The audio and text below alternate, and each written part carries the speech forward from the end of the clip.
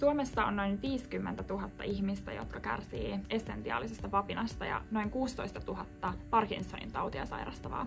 Meillä kämpillä on myynnissä tämmönen uusi Kyönno-älylusikka, ja tää on suunnattu nimenomaan kaikille sellaisille, joilla on liikehäiriösairaus.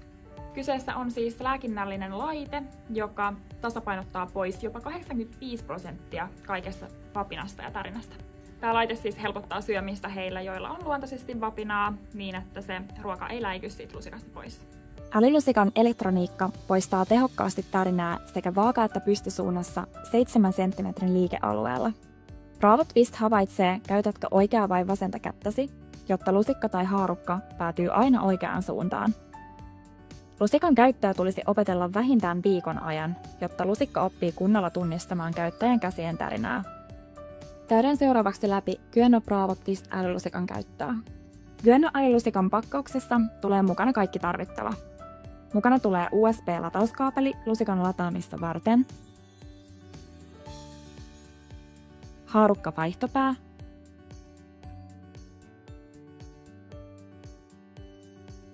sekä alimmaisena itse älylusikka.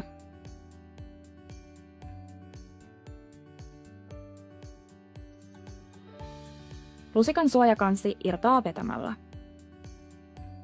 Ennen ensimmäistä käyttöä lusikka tulee ladata. Latausaika on noin 3 tuntia ja akku kestää noin 3 päivää latauksesta.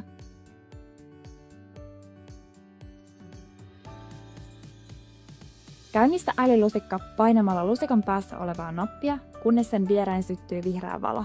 Lusikka on nyt käyttövalmis.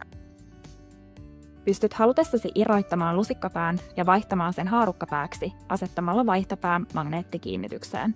Kyönno Bravo Twist on varustettu spagettitoiminnolla, josta haarukka pyörii kääntääkseen spagettia tai nuudeleita. Tässä vielä muutamia vinkkejä Kyönno älylusikan käyttöön. Ihan aluksi koita rentoutua, koska kaikki ylimääräinen ahdistus ja hermostuneisuus voi pahentaa vapinaa entisestään.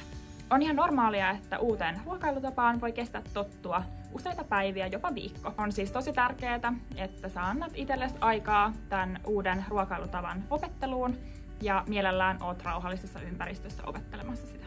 Kannattaa myös käyttää mahdollisimman isoa ja matalaa kulhoa syömiseen. Muistathan, että tätä laitetta ei sovi käyttää, jos sulla on sydämen tahdistin tai sähköstimulaatiolaite.